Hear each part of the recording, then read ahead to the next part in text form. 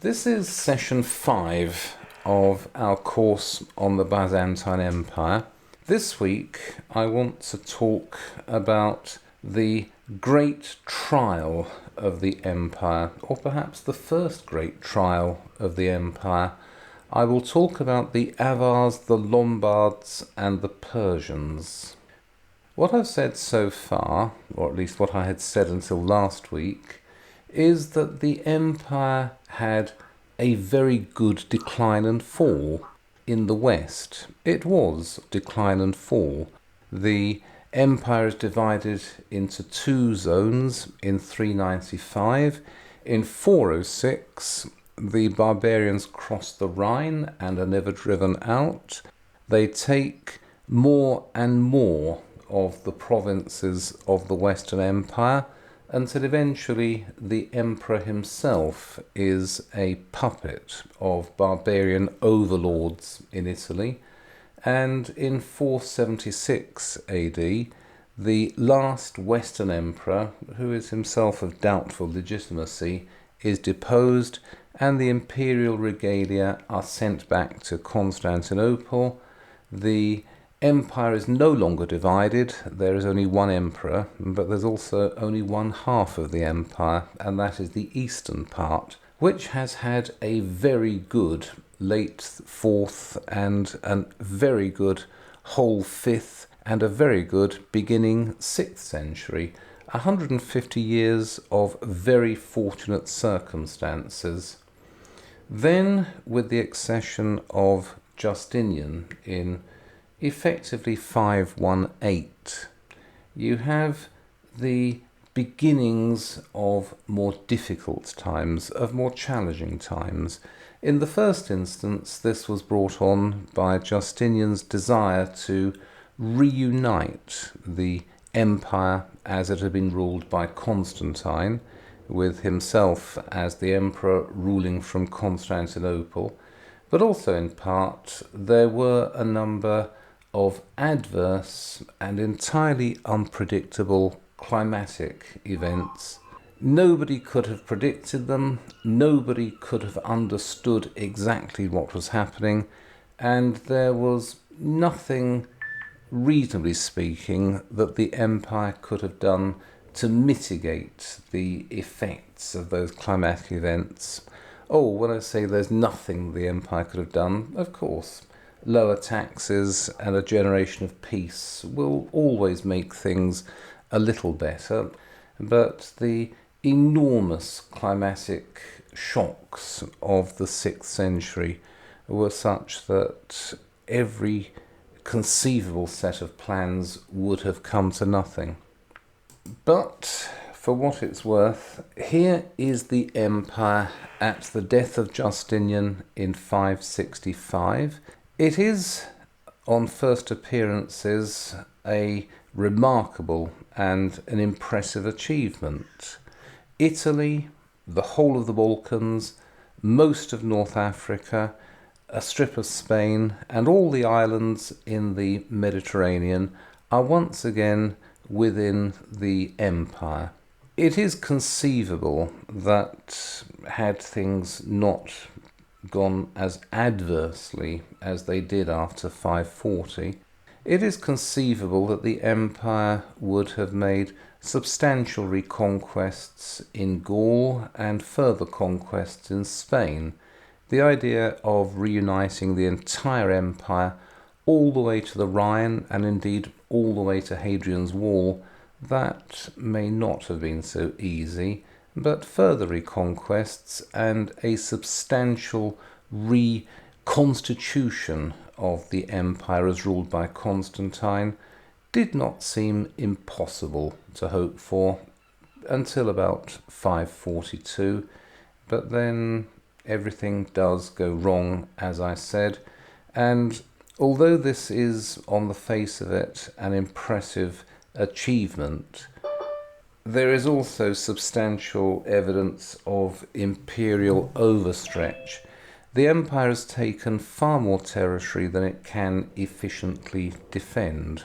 The frontiers have been immensely lengthened. there is a new and unexpected shortage of taxpayers, and there is also a shortage of soldiers.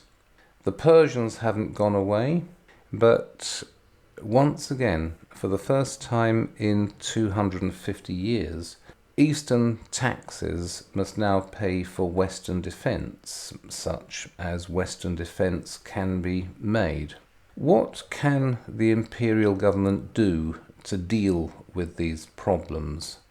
There's a number of possibilities. One is that you can bribe enemies to go away. I did discuss this last week, that some, particularly 18th and 19th century historians, regarded it as a sign of cowardice to bribe enemies to go away rather than confronting them in the field.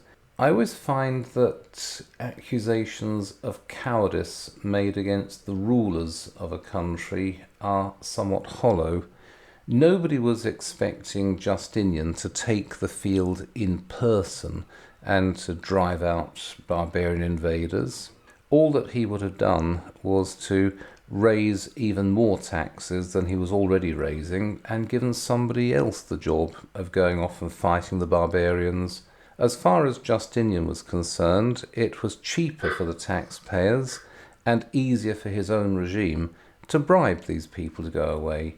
You send envoys off with a few boxes of gold coins, you hand them over to whatever warlord is crossing the borders. He looks at it, nods, he and his men get on their little ponies and ride off away from the frontiers. There you are, they've gone away. Or sometimes, if you are unable to bribe the people who've broken in, you bribe their enemies who will attack them from behind, even as they're marching on your cities to do the usual barbarian things, raping, pillaging, burning, etc. So there is outright bribery, there is diplomatic bribery, you have small armed forces, very small flying forces of 3,000 or 4,000 men who can be moved very quickly from one end of the empire to the other, and these will be useful to help drive out the enemies and to shore up the threatened frontiers. There's fortification, there's taking advantage of natural barriers. There's also, of course, prestige. You try to look big and powerful, and you hope for the best. A bit like British imperial decline after, shall we say, 1918. We were not up to fighting large-scale wars after 1918. We spent the next 21 years with a combination of these policies: diplomatic bribery, a bit of divide and rule, a bit of flying the flag, looking big and powerful, and hoping for the best. It can be a good policy. It helped the Habsburgs for a long time, but it's a policy which only survives when enough things go right. If enough things go wrong, the policy doesn't work, and it's not sustainable in the long term. Here is the first of the very great challenges the empire face, the Avars. This is an Asiatic tribe. They're from Central Asia. You could call them the identikit barbarians. They're very like the Huns and very like the later Mongols. They're small, yellow men on ponies with scars on their faces who ride around very fast and are not pleasant people to deal with. At first, Justinian looks at them and thinks, I can use those. I can use them to attack my other enemies. They'll keep the Danubian frontier safe. Sadly, the Avars are soon conquering great tracts of Eastern and Central Europe. They then get as far as the Skoda Mountains in Bohemia, and they can't go any further because they face stiff Germanic resistance, which means that if they want to expand, if they want to do more raping, pillaging and burning, they'll have to go and do it somewhere else, which means breaking across the Danube. This is what they do in the 580s, and although the threat eventually goes away, because the Avars fall apart, they are not positively driven back across the Danube. For the next 30, 40 years after the 580s, they're able to move at will through the Danubian provinces, devastating everything they reach. They get as far south as Athens, indeed they get as far as Corinth. They don't take Corinth, but they do take Athens, and you can still see evidence of the Avar sack of Athens. They burn many other less well-defended cities in Greece. Of course, the Avars get as far as the walls of Constantinople. Of course, they can't break through, but of course, the government has to go outside the walls with boxes of gold and do the usual business. Because the Avars do fall apart, and we're not even sure when they fell apart, they disappear from history, because they've left no particular footprint on the world, it's easy to overlook the scale of the threat that they present to the empire. But for a very long time, they are a continuing and a vast pressure on the northern frontiers of the empire and within the Danubian provinces of the empire. It is largely due to the Avars that the Greek language appears to have disappeared from most of Greece for several hundred years. When Greek was reintroduced to Greece, it would have been after about 800 AD, and it is the Greek of Constantinople, not the historic Greek dialects of the Greek mainland. So the empire is facing this vast threat from the north. You then have the threat in the west. Justinian spent nearly 20 years reconquering Italy. Remember how it went? It started off so well. Belisarius hopped across from Carthage in the freshly reconquered North Africa. He took Sicily without a battle. He then hopped across from Sicily into Italy and began racing up through Italy, a medieval blitzkrieg. Then, as he gets north of Rome, he faces sudden, very stiff resistance from the Goths, who are not simply fighting for territory that their grandfathers conquered. They are fighting for what they regard as their homeland. Stiff resistance turns to savage resistance, turns to a savage war of stalemate and attrition, the destruction of Rome as a great city, the devastation of Italy, and eventually the empire wins and it establishes a fragile peace over an Italy that has been turned into a desert and which will not substantially recover until about 1100. But at whatever cost, Justinian has reconquered Italy. Italy is then ruled until 568 by the general who finishes the conquest, by Narses, the eunuch. He is a first-class general and he is also a first-class administrator. He does his best to keep Italy together. He does his best to mitigate the worst effects of the reconquest. But after the death of Justinian in 565, Narses is now gone 90. He's still in good health, it seems. He's still in the full vigour of his old age. Unfortunately, the new emperor's wife, so the new emperor is Justin II, the nephew of Justinian. His wife sends an insulting letter to Narses, which accompanies a letter of dismissal from Justin II.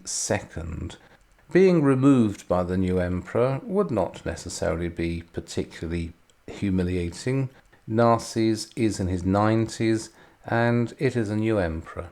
But the empress adds her own rider to the letter of dismissal, saying, "There will always be room for you as a eunuch in the imperial palace spinning wool with the other women. This makes Narses very angry indeed. He says, "Spinning wool? I'll spin these idiots a thread that they'll never unravel." And with those words, he sends a letter to a group of barbarians lurking beyond the Alps, the Lombards. He says, "Would you like to invade Italy? I've removed all the guards from the frontiers." The Lombards take one look at that and think, yes, let's do it.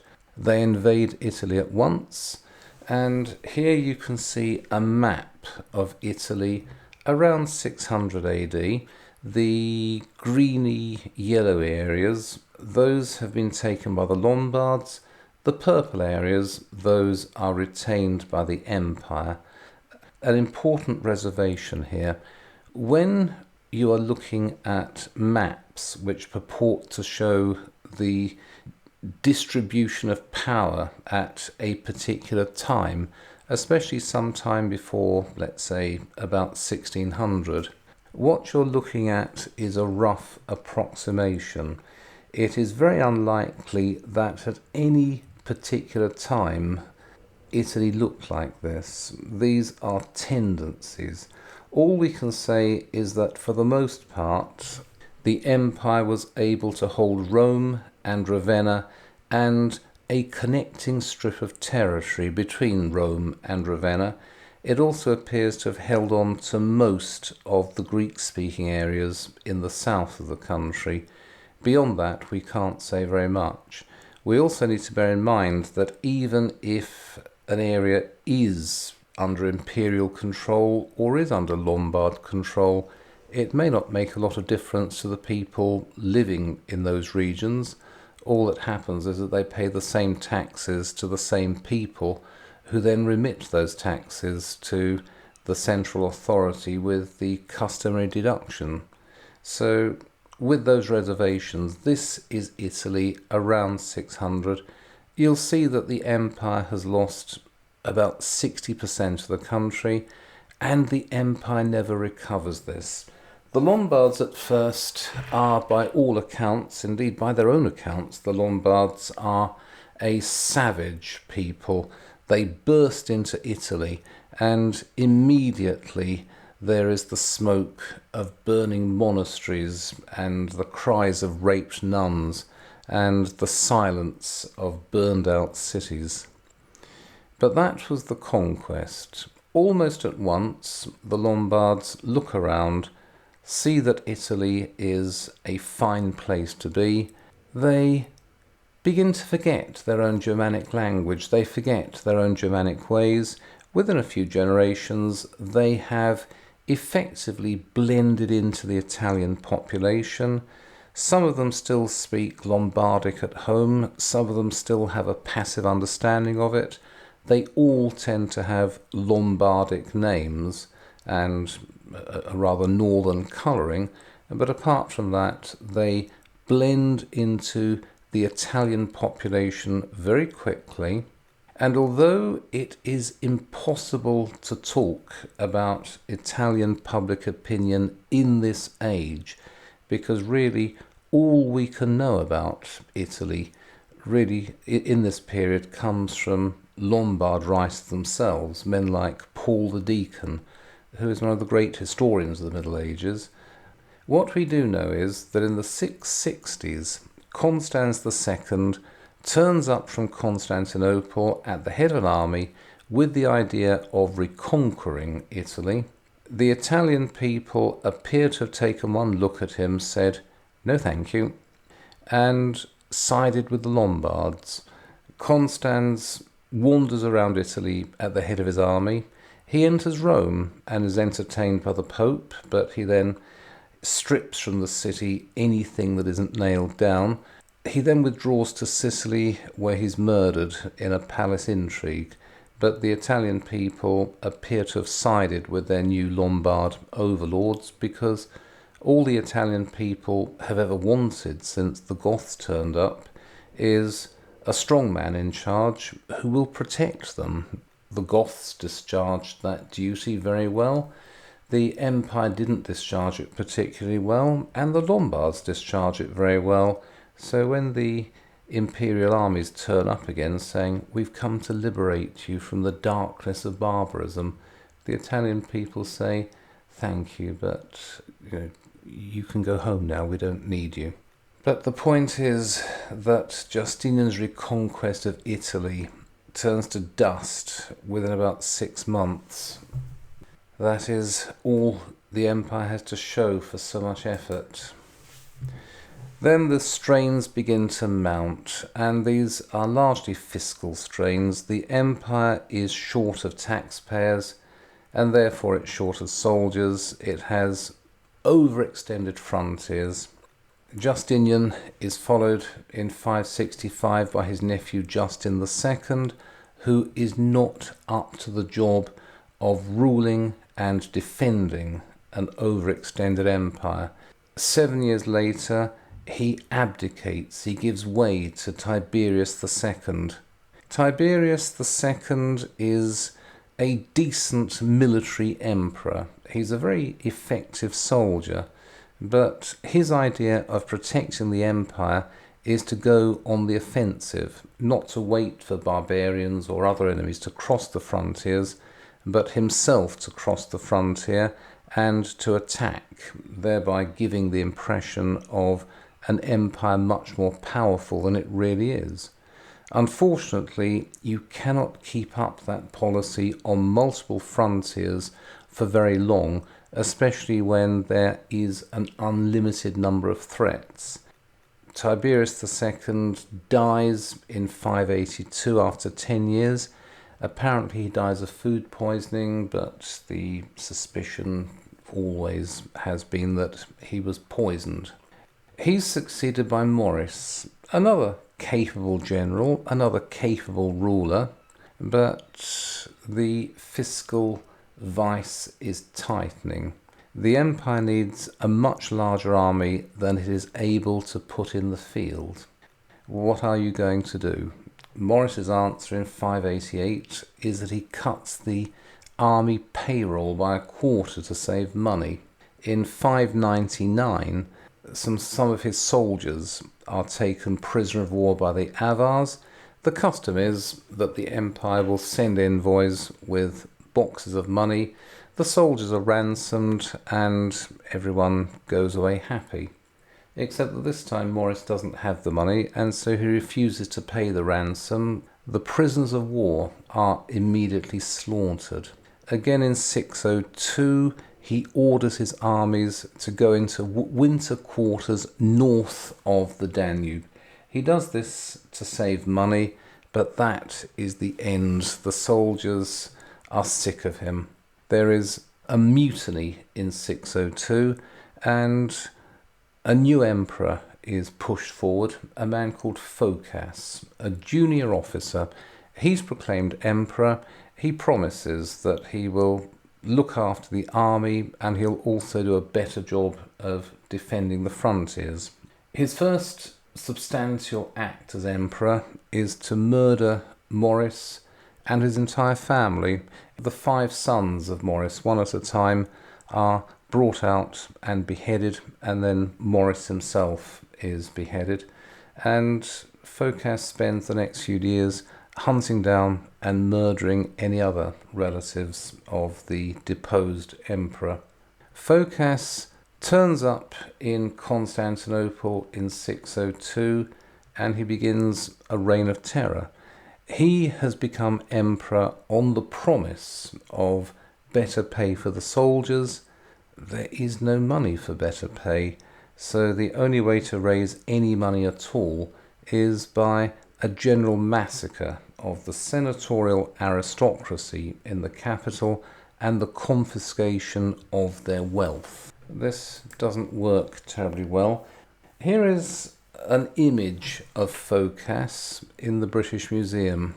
It is possible that Phocas might have been a semi-effective emperor.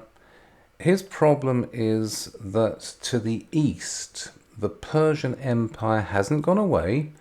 The Persians have had problems of their own. They also have been badly hit by the plague, the adverse climatic events, and the spreading chaos. But at the same time, they see rich pickings in the empire. And in 604, the young king of Persia, Khosroes II, back in the 590s, Khosroes was deposed. He was kicked out of Persia by usurper. Maurice sent an army in and put Khosroes back on his throne. The idea was that Khosroes would then not quite be a dependent of the empire, but he would at least be a reasonably firm ally of the empire. There would at least be peace along the eastern borders of the empire. Well, in 604, Khosroes decides that he must discharge his debt of honour to poor dead Maurice, and so he declares war on the empire. He declares that Phocas is a murderer and a usurper, and that it's necessary to bring him to justice, so he invades the eastern provinces of the empire. Very convenient. Very quickly, the Persians take Mesopotamia and eastern Syria. Phocas and his generals put whatever forces they can grab into the Syrian theatre, and for the next decade or so, there is a losing war of attrition against the Persians. You can be quite sure that Khosroes was not that concerned about securing justice for poor dead Maurice. He's more interested in realising the long-term ambitions of the Persian Empire, which is to reconstitute the borders as they had been established in the time of Darius the Great and Xerxes 1,000 years earlier. That means Persian control over Egypt, Syria, Asia Minor, and a full presence on the shores of the Mediterranean. And this is what Khosroes spends his entire reign trying to secure. Phocas has a poor reputation. He does not appear to have been a very competent ruler, and even rather oppressive emperors before him, men like Tiberius, perhaps even Nero, Domitian, and you can go through a whole catalogue of emperors who upset an important portion of their subjects, but who were still effective rulers, who still did the job of maintaining the empire's borders. Phocas is unable to do that. He is unable to keep the Persians out. He's unable to deal with any of the other threats to the empire. He allows every border to slide. He doesn't have a bad reputation in the West because he pleases the Pope. The Pope, for a long time, has not been satisfied with the title of the Supreme Bishop.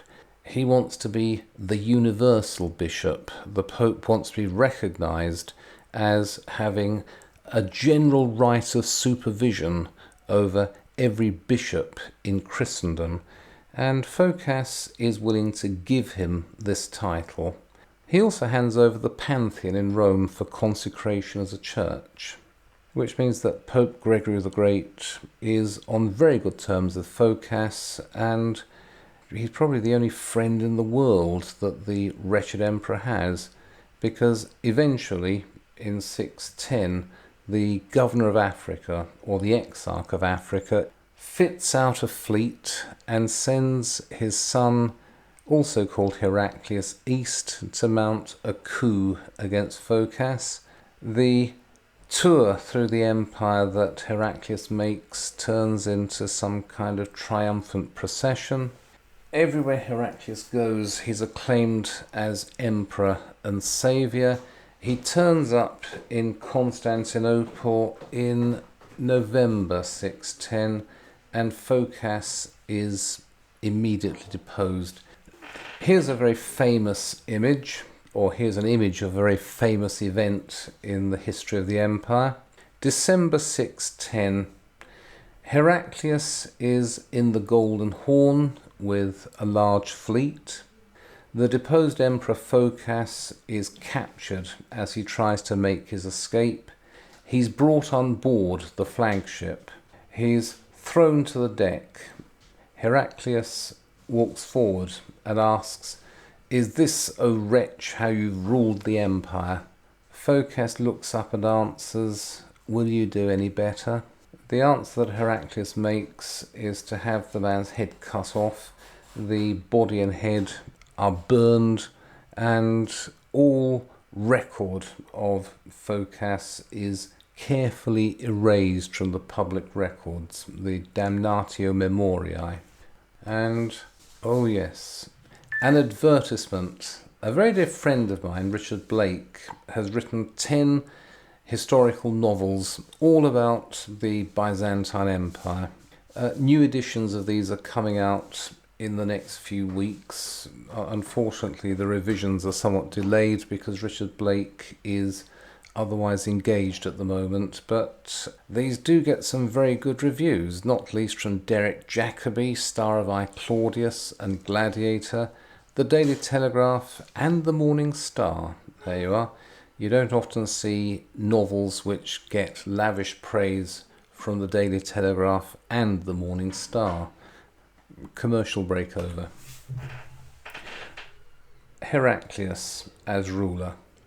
Just because a particularly bad emperor has been deposed and someone who has legitimacy and is a man of some ability has been put in his place does not mean that the empire has been saved. Heraclius becomes the emperor in 610. The Persian steamroller, I suppose you could call it, a rather slow-moving steamroller, I must admit, but the Persians continue their advance into the empire. It doesn't go at all well, but I'll come to that in a moment. Heraclius takes a long-term view of the challenge. His predecessors, men like Justin I, or Tiberius II, or Maurice, or even Phocas, for what little value the man had, his predecessors take the view that the empire needs to make an extreme effort and all of the enemies will be thrown back beyond the frontiers and everything can go back to the way it was. It seems that Heraclius and his advisors took the view that the empire had a series of structural problems and that there was no point dealing with acute problems until those structural, chronic problems were addressed.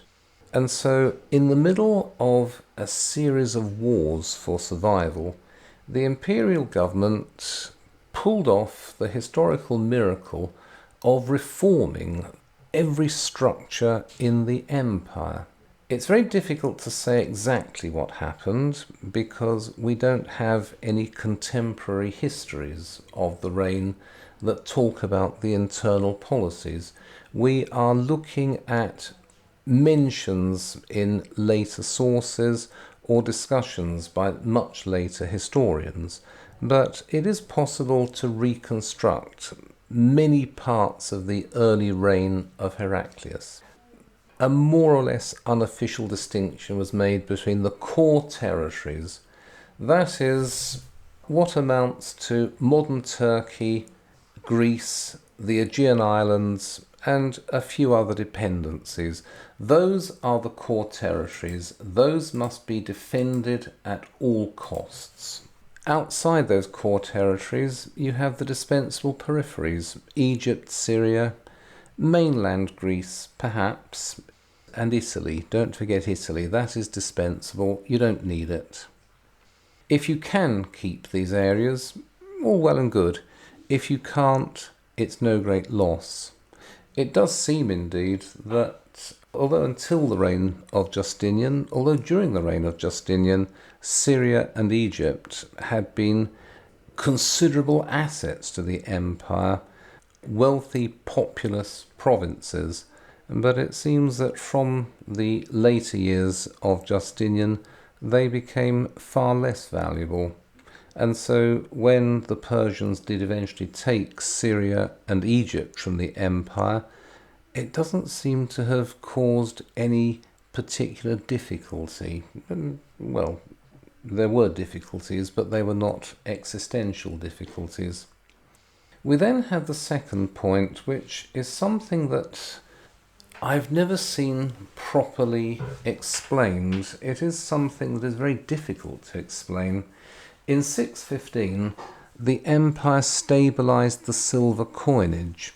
Remember, Diocletian, back in 300, stabilised the gold coinage by issuing the solidus, a coin which, slightly revised by his successor Constantine, held its value for many hundreds of years. The gold standard is completely unshaken during this awful long war with Persia. That in itself is unusual. A government which comes under extreme difficulties will usually debase the coinage, as happened in the 3rd century in the undivided empire. In the 6th and 7th centuries, the empire faced difficulties no less extreme than those faced in the 3rd century, and yet the gold coinage remained at its old purity throughout. And in 615, the empire recalled all of the silver coins, which were hideously debased, effectively lumps of copper with a silver wash over them. The empire issued in its place a pure silver coinage, which then maintained its value for century after century. The empire is by all accounts on its uppers, and yet it is not only maintaining an uncorrupted gold standard, it is establishing a new silver standard. That is something that is hard to explain. It even indicates that although the empire in the military sense was doing rather badly, something was going right in the core territories. The empire also decided to shut down all of the subsidized amenities of the ancient world. No more distributions of free food in Constantinople or any of the other cities in the empire. No more vast and lavishly funded bathing establishments and other public services. No more of the amenities of ancient urban life. The empire cut state spending. It cut and cut and cut. The empire also began the breakup of those vast aristocratic landholdings, which had been for centuries now some kind of parasitic burden on the imperial population. Most of the population of the empire before about 600 were tax serfs or various kinds of sharecropper. They worked the land, they might officially own title to the land, but most of the produce of the land ended in the hands of the state or in the hands of this rather small but immensely rich senatorial aristocracy. The imperial government under Heraclius and under his successors now breaks up these aristocratic estates. The land is given to the people working on the land in return for military service. A kind of military feudal system is established in Asia Minor, whereby the people who work the land own the land. They own the land on inalienable tenancies. The land can't be mortgaged, it can't be seized in lieu of tax payments. The land is possessed inalienably. In return for that, these peasant communities undertake to provide the emperor with a sufficient number of soldiers as and when called on to do so. The imperial government also gives up on the pretense that this is a continuation of the ancient Roman Empire as established by Julius Caesar and Augustus. Remember that when Constantine established Constantinople as the capital city, or as his capital in the east, It was a Latin-speaking city. It was settled with Latin speakers from the West. The government of the empire was conducted in Latin. For the first time, it became necessary for ambitious young Greeks in the East to learn Latin if they wanted to become lawyers and administrators. By 600, this Latin impulse in the East has worn thin. Constantinople is now a Greek-speaking city, but even so, the administration continues to be in Latin.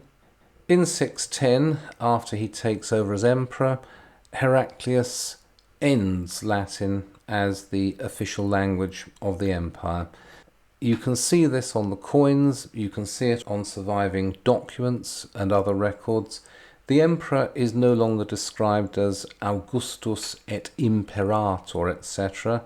He is now described simply as Pistos en Christo Basilius, King faithful in Christ. The language of the empire turns to Greek. The empire becomes, in theory, what it long has been in fact. It becomes a Greek-speaking, Orthodox Christian semi-nation state.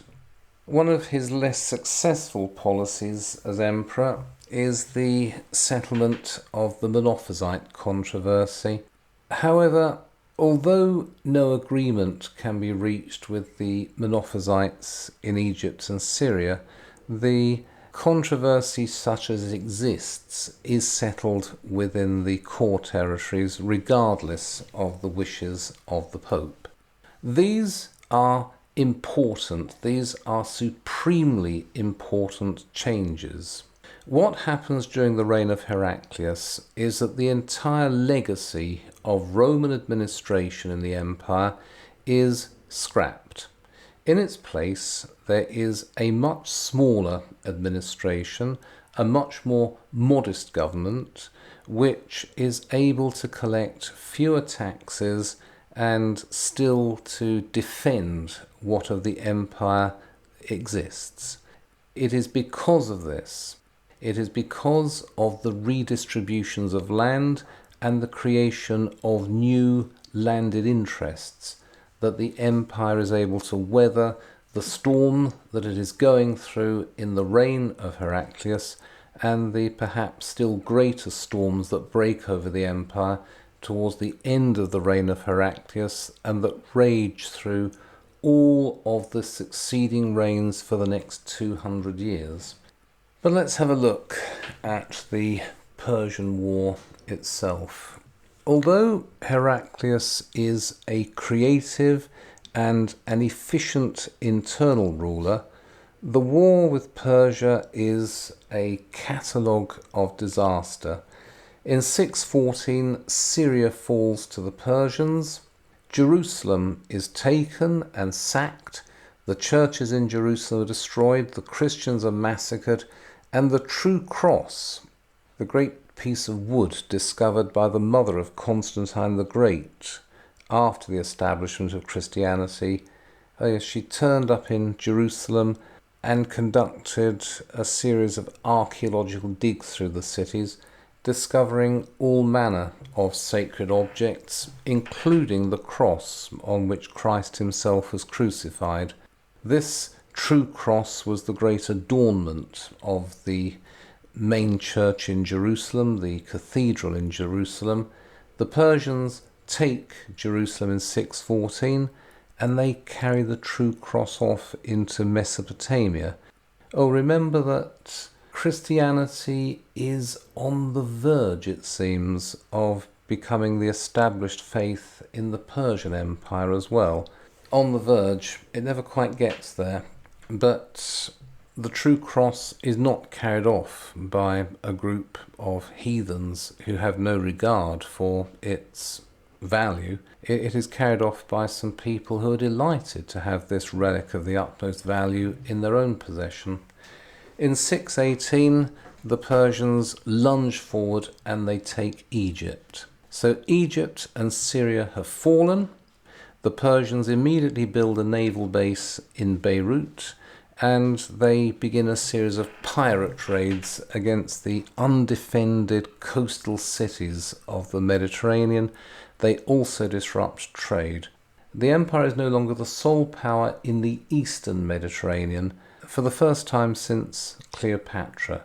Indeed, the empire is no longer the sole power in the east for the first time since Cleopatra, and the rule over the east of Greeks or Romans or Greco-Romans or Byzantines, call them what you will, a system of rule established by Alexander the Great in the 330s BC is now brought to a sudden end. Italy is further eaten away by the Lombards. The last little strip of Spain that's left of Justinian's reconquest is taken away. It seems that the Byzantines are unable to hold on to Gibraltar. They're squeezed out of Spain. They are losing large slices of their North African provinces to various nomadic tribes. The Avars finished the destruction of the Balkan provinces. The whole peninsula is now a desert. The Persians are looking to take Constantinople. It doesn't matter what peace efforts, it doesn't matter what bribes are offered to the Persians. Khosroes can smell blood. He thinks that he can take Constantinople, and he will then have reconstituted the empire as it was known to Darius and Xerxes 1,000 years before. Here is a map showing the Near East, or showing the Mediterranean world in 615. Never mind what's happening in the West, that's not important at the moment. Look at this great splash of red in the East.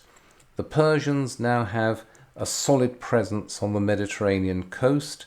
They have Syria, they have Egypt. And the empire is confined to the territories of modern Turkey, Greece, the former Yugoslavia, and various bits of North Africa. A few bits of Italy and the islands in the Mediterranean. It is not looking good. But this is not the end. Indeed, all through the history of this empire, you can smell death, a death that never comes. What happens is that the empire does have certain reserves which have so far not been tapped.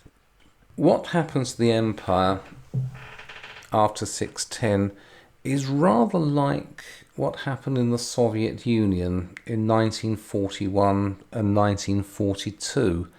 The empire absorbs enormous defeats, but at the same time it keeps its core territories intact and is building its strength out of reach of the enemy. In about 620, 621, the church hands over the entirety of its vast wealth, 300 years of endowments, handed over to the emperor. It's minted into coins, and the emperor begins to raise a new army. Not armies of mercenaries, not the armies that Justinian used for his reconquests. These are armies of Greeks. These are armies of Greek-speaking Christians. He doesn't train them to march under the banner of their general or even under the banner of the emperor. They march under the banner of the cross.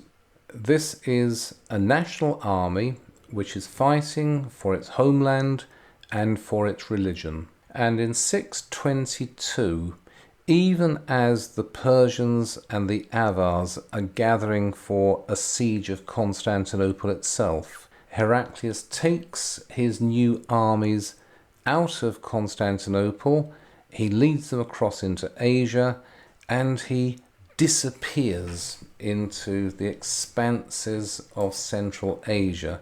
Instead of doing what everyone expected him to do, which was to march towards Syria to reconquer it from the Persians, what Heraclius does is to march due east, following the Black Sea, going east and east and east, and then north. And then, when he's almost out of sight, when nobody knows where he is or what he's doing, he swings due south and he wins a series of shattering defeats against the Persians. He gets as far as Ctesiphon, the Persian capital. He doesn't take it. What happens is that the Persians themselves have been worn out by the previous 20 years of warfare. They collapse. It is a total and an unexpected collapse. Chosroes, the great king, he's seized by his son and tortured to death, and his body is dumped. And that's it. That's the end. The entire Persian Empire breaks up. It disintegrates. The remnants sue for peace. It must have been rather strange. News travelled slowly in those days. The Persians were sitting in Damascus, in Antioch, in Alexandria. They were talking about the restored historic Persian Empire. And then suddenly news comes through that the war is over and that they've lost. The peace agreement that Heraclius makes with what remains of the Persian government is not that the empire acquires any new territories. The peace agreement is simply withdraw to the borders of 604, which means that the empire immediately recovers Syria and Egypt and everywhere else that's been taken. Persia is then pushed back beyond its frontiers, but there is no more Persia. It is a series of warring warlordships, all of them competing for influence with the emperor in Constantinople, who hands out the occasional subsidy. It is a glorious victory. Everyone agrees that it is the greatest thing since Alexander the Great himself conquered the Persians in the 330s BC. Heraclius turns up in Jerusalem in 628 for a triumphant procession through the city. He goes into the great church and he sits on a throne there. The true cross has been restored by the Persians, and Heraclius makes sure to hand it to the Patriarch of Jerusalem. All of the kings and princes of the easily accessible world send ambassadors to congratulate the new Alexander and to seek favour with him. The Western kings do the same, including even the Lombards. Heraclius has re-established the empire. His internal reforms have borne very early fruit, and the result of that is the total destruction of the Persian menace. From now on, the empire faces no first-class military threats. The Lombards know this, which is why they're so keen to congratulate Heraclius on his glorious victory, and everything looks as though it's turning out for the best.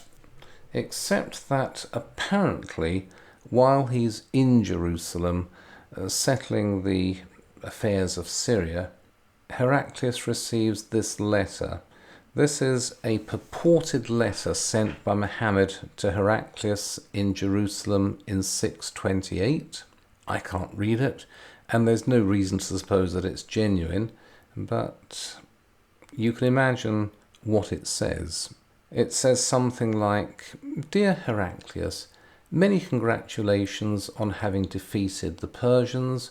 Let me, however, tell you about my latest revelations given to me by the Archangel Gabriel, and I really would urge you to take me seriously and to accept me as your religious guide."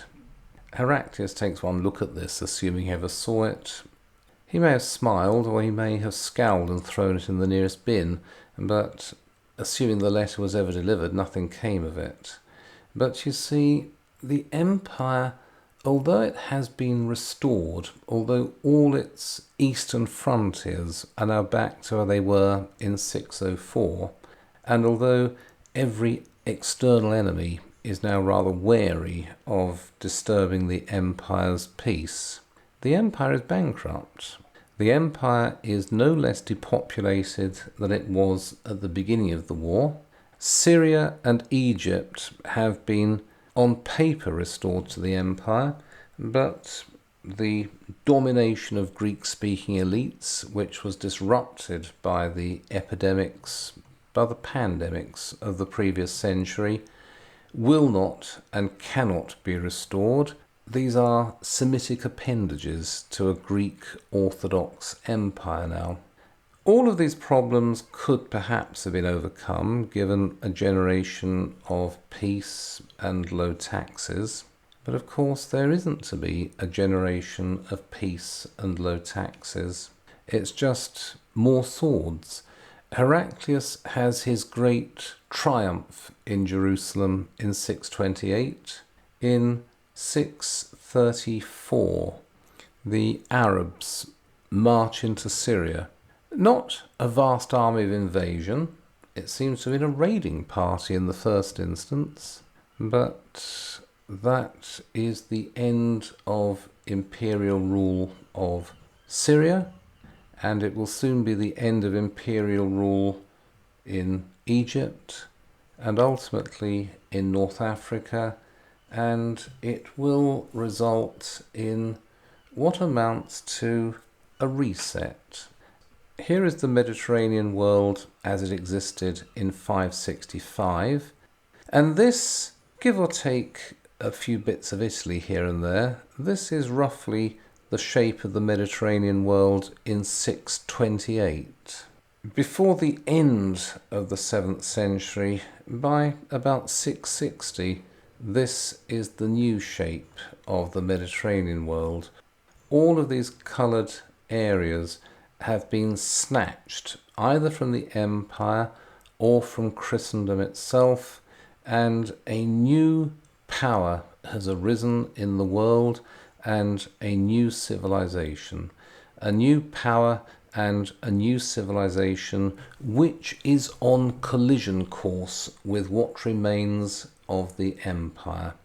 It seems that although Heraclius has destroyed the Persian threat, and this has been a serious threat for 400 years, that threat, which was always containable, it was always something that could be dealt with, has been replaced by something on a much vaster scale that cannot be appeased, because its ambition is not to reconstitute some empire that had existed 1,000 years ago.